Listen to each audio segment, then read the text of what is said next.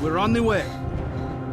Our orders are to take off if we come under attack, so hurry the hell up! Roger that. We'll be there soon. Stay alert and follow orders. We're real close to the evacuation point. Let's move!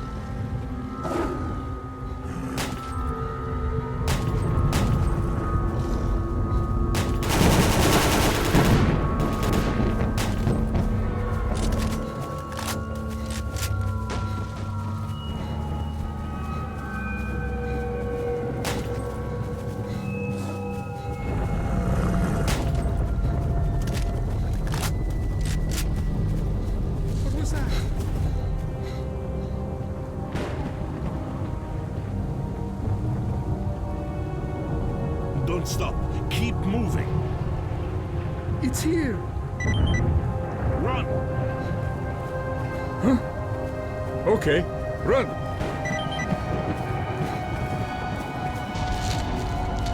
Major T.A.L.K.E.R, we're taking heavy fire from an unidentified enemy. We cannot hold out for long.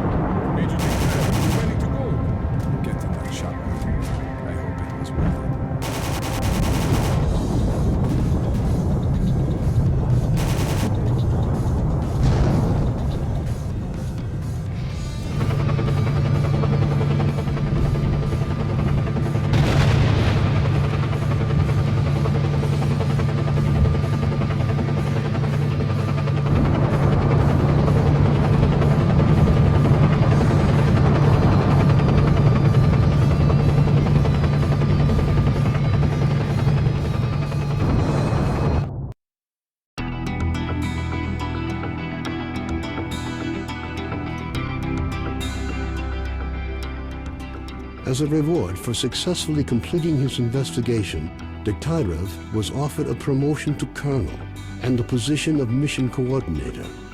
He declined the opportunity to work at the HQ and submitted a personal request to the information about the development of psi devices obtained by Dektyrev alerted USS commanders.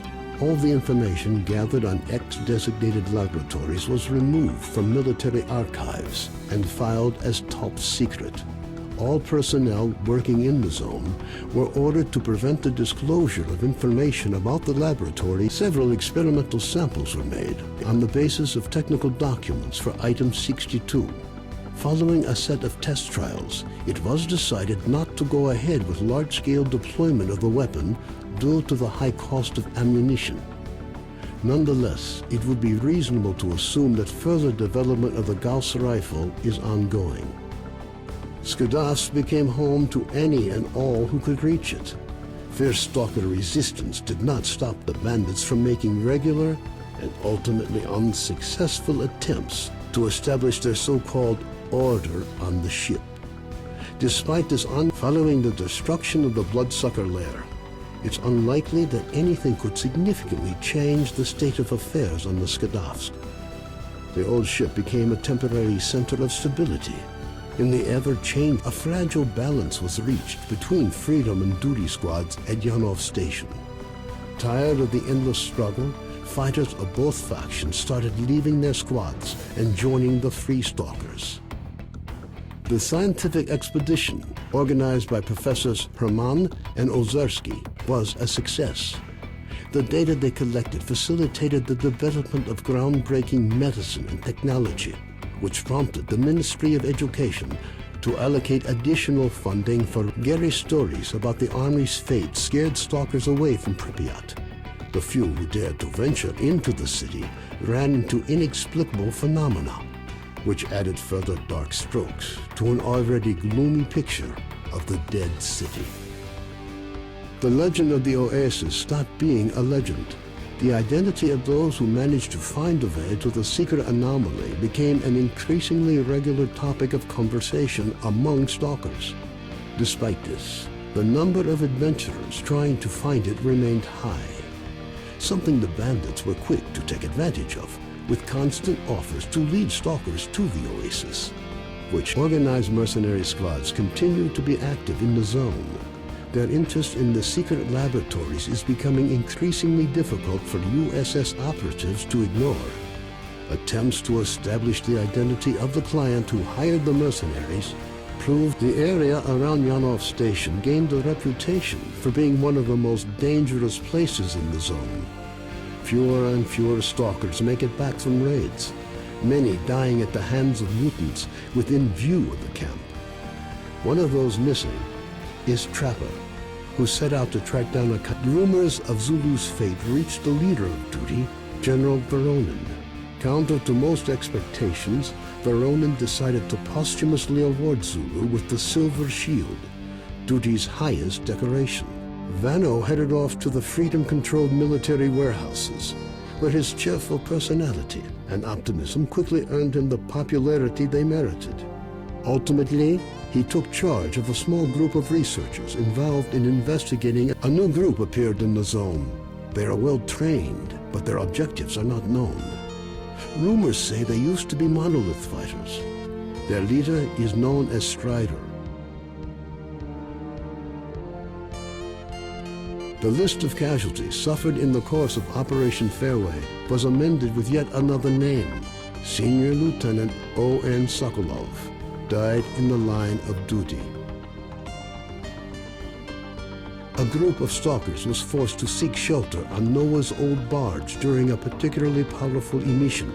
When the barge was attacked by a horde of snorks afterwards, stalkers were forced to concede that the barge was as good a defense against mutants as anything they'd seen. Even more astonishing was a litter of pseudo-dog puppies that Noah himself led into. Having found out about his friend's fates, Carden gave up dreams of a stalker career. Having overcome his alcoholism, he moved to Yanov, where he partnered up with Nitro to set up a full-service repair shop. Both technicians gladly devote all their spare time to building a vehicle that could operate in the zone. S.T.A.L.K.E.R passed on the information he obtained on his trip to the Chernobyl NPP to the USS commanders. This prompted the government to create a scientific institute for research of the Chernobyl anomalous area. S.T.A.L.K.E.R took up the position of Colonel Kowalski, commander of the Stingray Group, found his resting place not far from the majority of his squad. Their bodies were taken in by the zone, with nothing but old faded photographs left to remind the country of their sacrifice.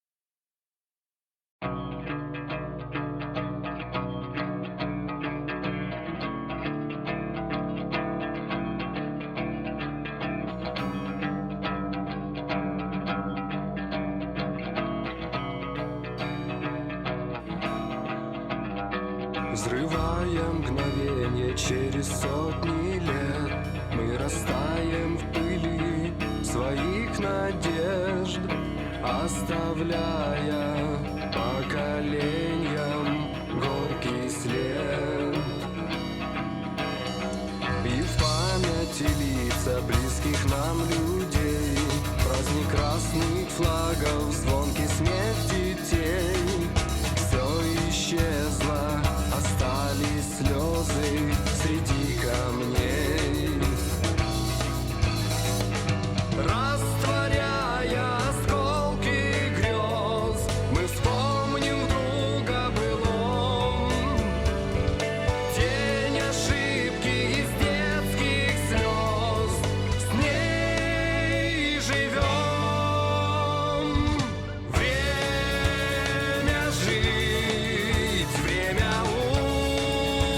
умирать, не время нам о судьбе другой мечтать, не вернуть былого вновь. Прости меня, мой дом родной.